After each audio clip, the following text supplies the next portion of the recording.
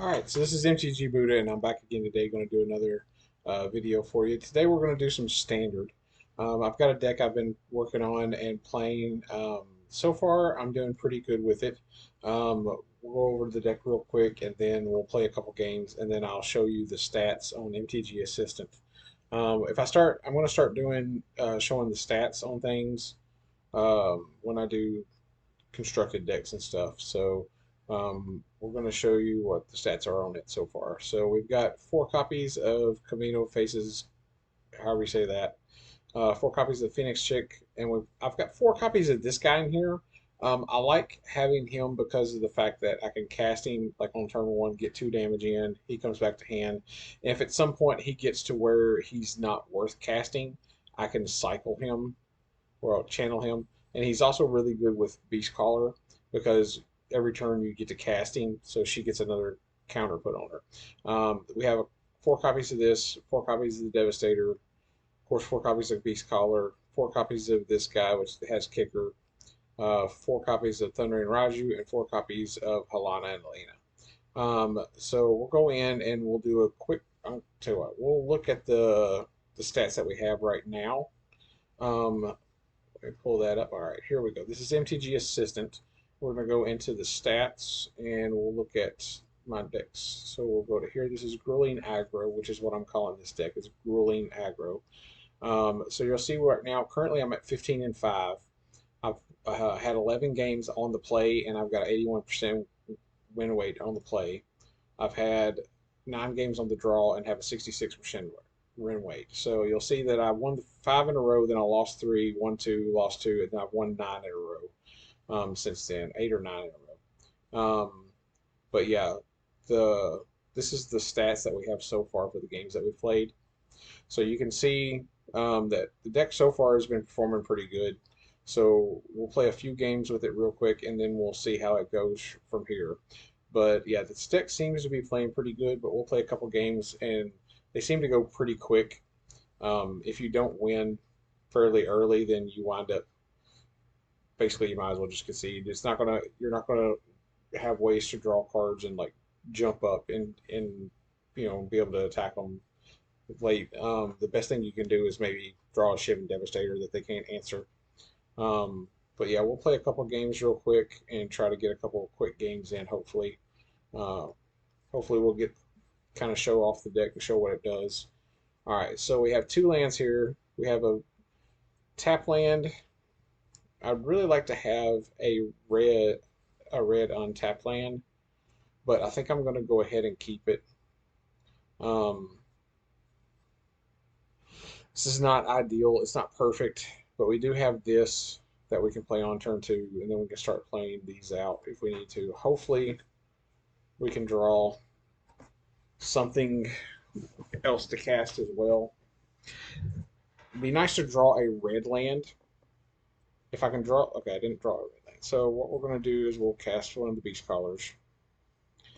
And then next turn, if we don't draw another red land, if we don't draw a land, we'll cast the second Beast Caller.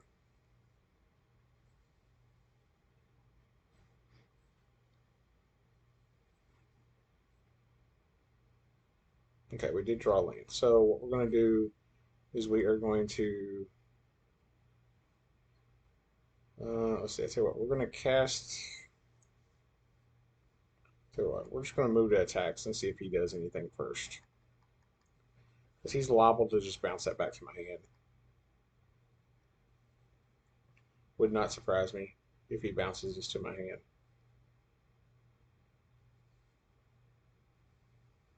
Okay, so he did not. So we're going to play this one.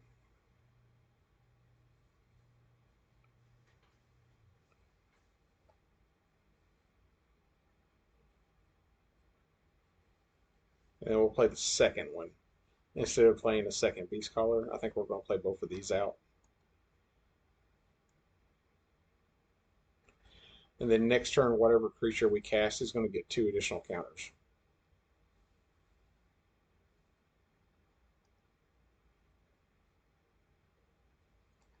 Well,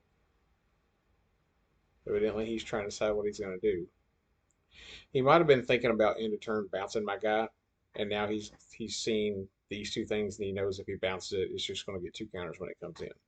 So he might be second thinking bouncing my creature if that's what he was going to do.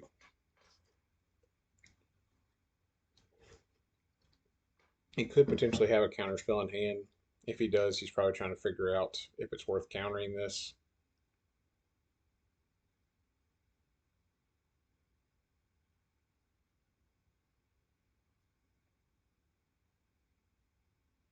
Oh, okay, so he didn't. All right, so let's see what he does here. He's probably trying to decide if he should attack or how he should handle this, since this is going to be really aggro. I don't know if this he might not have played against this type of deck exactly. I would have loved to have had a red untapped land to play one of these turn one to play her turn two and get a counter on her right off the bat. Would have been nice, but I think dropping both of these looks like he might have missed a land drop. Yep, he missed a land drop so far. So he kept whatever was on top and drew it. So that was probably a land.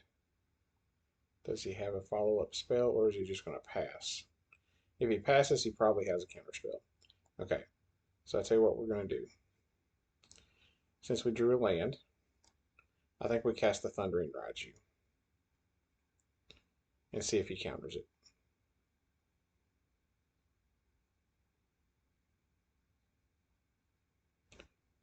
So far, he hasn't countered it.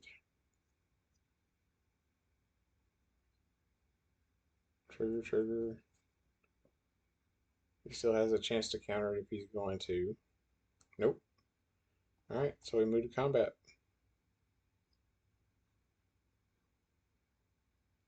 So he's going to bounce it back to my hand. Attack for 3. Is he going to bounce this back to my hand too? Nope. Okay. So now he knows I have this, so he's probably going to try to hold a counter spell for this next turn. But these are going to flip into creatures.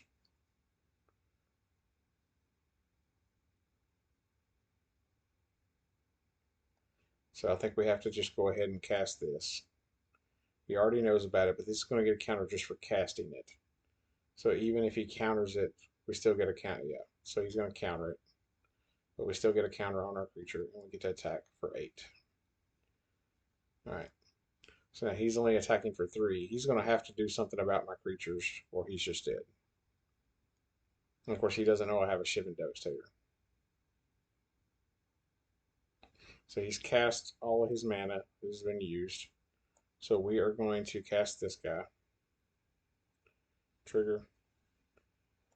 Move to combat, and he concedes. All right. So that's how this is designed mostly to take on the blue decks. Is what I kind of designed this deck. I was like, let's try to kill blue decks. So currently I'm at like a 76% win rate on this deck. The deck gets off to such a quick start that it's hard for the blue decks to handle it. And it seems like a lot of people are playing the blue decks right now. Blue decks and black decks. And since you empty your hand so quickly, the black decks can't really deal with it with Liliana because by the time they play Liliana, I've already emptied my hand, so they can't make me discard cards and making me sacrifice a creature. I'm just sacrificing one creature typically, and then so it's just not really worth it for them. Let's see. So turn one, we're going to play the red land. So the question becomes: do I play one of these? Do I play the Phoenix Chick or do I play this? I think I'll play one of these and just get out to some damage. It looks like this guy's mulliganed a couple times. So I think we just try to get as much damage as we possibly can. Yeah, he's mulliganed down to 4. Yeah, so I think we play one of these out and just get our damage in as quick as we can. And if we draw another untapped red land, next turn what we'll do is we'll play this and we'll play one of these.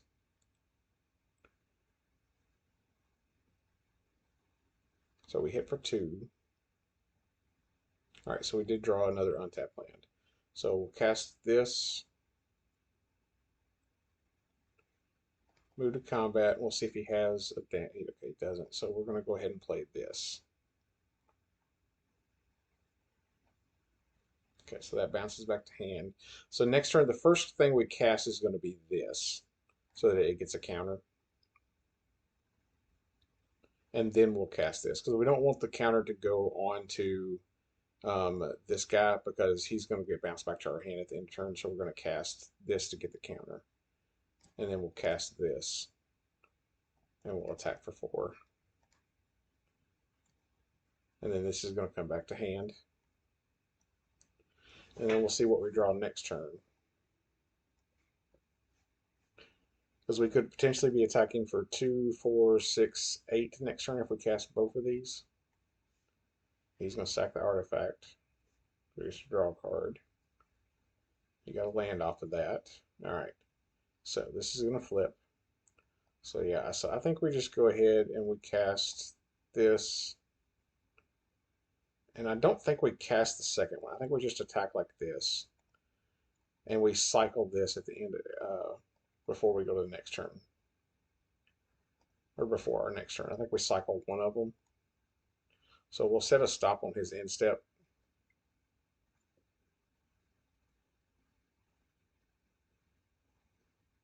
Okay, so he cast that, that's fine. And cast that, that's fine. See, and this can't block, right? Yeah, so it can't block. He's going to sacrifice that so he gets a 1/1. Okay, so I tell you what, let's go ahead and cycle this. Or channel, I guess, technically. It's not cycling. All right, so we hit a land. But it was not a red land. So we're going to play the red land that we just drew. And we are going to play this guy, play Phoenix Chick, and then we'll play this guy. And then we're going to say, have fun.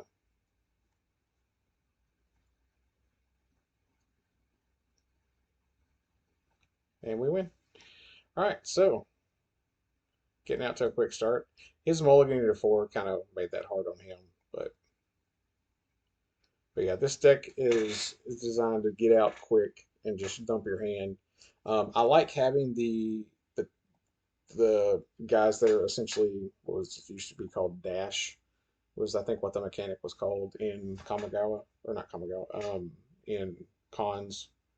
I think it was called dash, where the creature, you paid a cost and it went out and it had haste and then you bounced it back to hand at the end of turn. Um, so I like having that creature in the deck, especially with Beast Caller. It's really good to go with Beast Caller. So we're gonna keep this. So we'll play the untapped land. All right, so he's got that thing. This is gonna be an annoying deck. All right, so we're gonna play the untapped land, and I think we'll go ahead and play Phoenix Chick. Yeah, and we're gonna attack. This is going to be an enchantment deck, and enchantment decks are not a good matchup for us because they have a lot of ways to gain life. Their creatures get big quick. We don't have any removal spells. Our deck is just creatures. Our deck is designed to just get out. Um, all right, so we are going to play this, and we're going to cast this, and then we're going to cast this guy. And we'll attack. And then next turn we'll play this land and we'll cast this with kicker so that it gets an extra counter. Okay, so he got that. He needed a land, so he gets to play that. He gets another counter on this. He gets to draw a card. Yeah, this deck is not a good matchup for us. This is a bad matchup for us. I will freely admit this is not our best matchup. Alright, so we'll go ahead and kick that. So it's counter. It's attacking as 5/4 with trample. I wonder if he realized that had trample. I don't know if he did or not, but oh well. So next turn, this is going to flip.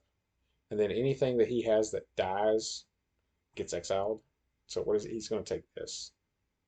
Yeah, that's fine.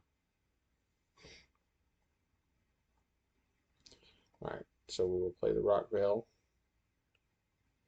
And then I think we play the Shivan Devastator here for 3. Yeah. Yeah, I think we play Shivan Devastator for 3. and just get in for all the damage we can here. So he's down to 6.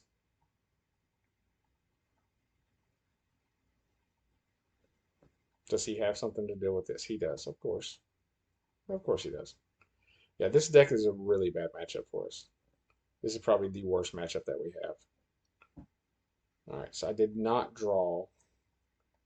That sucks. I should have. It'd been nice to have drawn a creature there. Yeah. Activate ability. And he's dead. But we still got there. Activating his ability was a good way to get that last 1 point of damage, 2 points of damage in. Yeah, so that is not a good matchup for us, but we did manage to get past it. He didn't draw some of the other spells that are a little more annoying for us. He drew his removal enchantments, but he didn't draw some of the creatures that are annoying for us to deal with. The ones that have lifelink and gain life and crap, those are annoying. Yeah, so we'll play one more game with this real quick. So far, we've beat a blue deck, we beat a Rakdos deck, and we beat a let's see, a green-white, which is Selesnya. Yeah. But we'll play one more game here, and then we'll go back and look at the stats again. Just kind of get an update on the stats. It'd be nice to have a green land. They're going first, but I think we go ahead and keep this. We turn 1 this. Turn 2, we can potentially cast both of these. Ideally, I'd like to have this for turn 2 if I draw a green land that comes in untapped. But again, we did. So we're going to play this. Turn 2, we'll play the green land, and we'll play this Beast Caller out. And then the next turn, we can kick this. All right, so yeah, so we play the land, play Beast Caller, and hope he doesn't have a counter spell because he is playing Esper, it looks like. So he probably has a counter spell for it. Yep. Yep. This is also not a good matchup for us. Any deck that has a lot of counter spells is not a really good matchup for us. All right, so this is going to flip. All right, so we play the red land. And then we're going to cast this with Kicker. And he shouldn't have a counter spell at this point. We should have a free attack here. So we'll attack with both. Because we're just trying to get as much damage as we can in here. If he blocks here, this thing gets exiled when it dies. And it gets exiled anyway. It's only for red source, right? By a source you control. Okay. Yeah. Okay, so it phases out. The trample still goes over. So I don't know why he bothered doing that, because I still trampled over it. So we can cast another one of these next turn. Yeah, that's fine.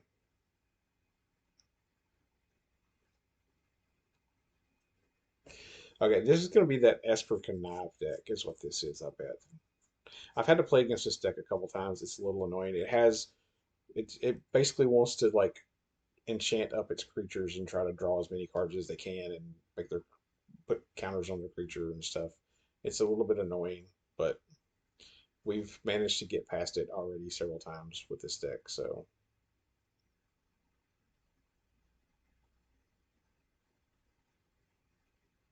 alright, so we did not draw a land, so we will play this with Kicker again. Does he have a counterspell for it?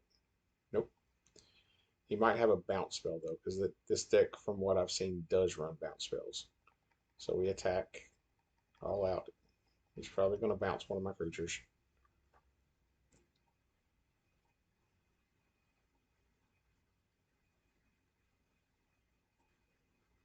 Okay, that's the one that he has to pay life for. That's probably why. Okay, so he's going to give that hexproof. And it gets +1. But if he blocks this, it's still going to die. So he's going to bounce my creature, yeah. Of course he is. Like I said, he's going to bounce a creature. He's just going to do stupid stuff. This deck is a little bit annoying, but we can get past it. If I draw a land and he doesn't have some kind of like counter spell, then we can be in decent shape. If I draw a land, we can cast this. Otherwise, we just cast this again.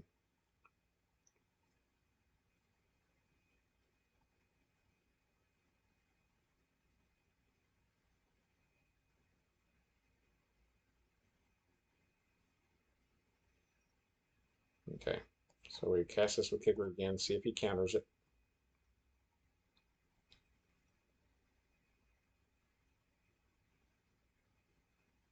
And he does. So we're just going to have to pass turn because we can't attack with this guy into that.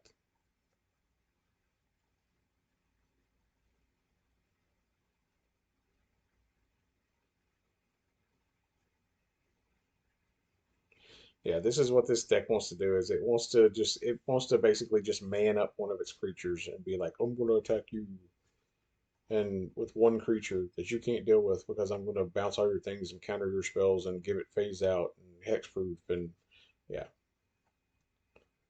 this is kind of an annoying deck. And we're not drawing lands. So I think we just have to cast the Devastator for 2 and hope he doesn't have a counterspell because that'll give us something that we can block with. Otherwise, if he counters it, then we're just dead. And I think we just attack with this. We make him have to have a bounce spell for this.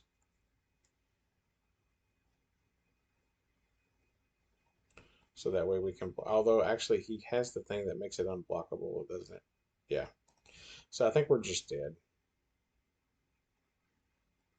Yeah, we're just dead. So we're going to concede. Yeah, this is kind of a bad matchup for us as well. So this and the enchantment deck are the two decks that are bad matchups for us. Their creatures get too big too quick in the enchantment spell in the enchantment deck because they have the creatures that every time you get an enchantment, cast an enchantment, it gets bigger. But yeah, so we will go back over here and let's look at the stats and see where we're at now. All right, so let's see this. Did it update? Okay, so it hasn't updated or did it? Yeah, it did. Okay, so we're at 18-6 with a 75% win rate now. 13 times on the play, 84% win rate. 11 times on the draw, 63% win rate. So you'll see where we're at now. So if you look at the green white, we're 2-1 against green white, and then Esper. Right now we're at 1-1 against the Esper deck. Um, yeah, so far we've had a couple of matchups where we've lost, and these were ones where like I just drew lands every turn. Really annoying. Mono black, we have a 50-50 all against those. Of course, we only have 2 games so far against that. But we are 3-0 against blue, which is what I was hoping to be able to just knock out with this deck. But you'll see we have good win rates against some other decks. Um, and of course, we've only played a few games against some of these decks, but um, yeah, the deck seems to be doing pretty good so far. I'll put a copy of the deck list in the deck notes or in the comments, so if you want to try this deck out, you can. Um, but I'm going to start when I do these videos on the decks that I'm running. I'm going to start showing this MTG assistant stuff and letting you see what the win rates are and see how the games have been going. So that way you don't just get 3 or 4 games and see it and be like, oh, well, he just showed the best games that he had. This way you can see, the way things work. I like the little graph where the graph shows you like I had 5 wins in a row, and then I had 3 losses, and then I had 2 wins, and then I had 3 losses, and then I won 2, 3, 4, 5, 6, 7, 8, 9, 10, like 11 in a row, and then lost one. Um, but you see how the deck kind of runs. The deck is designed just to kind of jump through and attack real quick. Let's go and pull the deck up one more time here. Um, but yeah, the deck is designed just to get out quick and just roll over people. There are only 1 and 2 drops in the deck if you look at their casting costs. But this is basically you want to cast this for 3. You want to cast this as big as you can. Um, this card right here, you can cast for 1, but you can cast it for 4 as well. Um, and of course, these are the 4 drops, and that's the top of our curve. I've considered taking 1 to 2 lands out and potentially putting something else in, but I don't know what I would put in if I do that. The way it's working right now, I don't see as though I necessarily need to do that. The deck seems to be working really good right now. Having I think, 75% win rate seems to be pretty good. So I think we're going to stick with the deck as is right now. And this is probably what I'm going to use for the next few days to try to rank up in Constructed. So hopefully you like this video. If you want to see more videos of this type of stuff, I'd appreciate if you like and subscribe. And if you comment, let me know if you try this deck out, how it works for you. Let me know if there's anything you think might make the deck a little better. If I do take a couple lands out, what do you think I should add in? Should I add a couple lightning strikes? Should I add, something else? Is there something that I should add in? Maybe a couple of colossal mites or a couple of twin infernos might be good. Give something double strike out of the blue. Those are some things that I'm considering possibly doing. Maybe either doing the new colossal spell that kicks to give trample, or like twin inferno that can give something double strike. So I can get a lot of damage in even quicker. But if I do that, it would just be adding 1 to 2 copies or something like that. So if you try the deck out, see what you think. You might try adding something like that in and seeing how it works for you. And if you do, let me know. Thanks for watching the video, and hopefully you have a good day playing some Magic.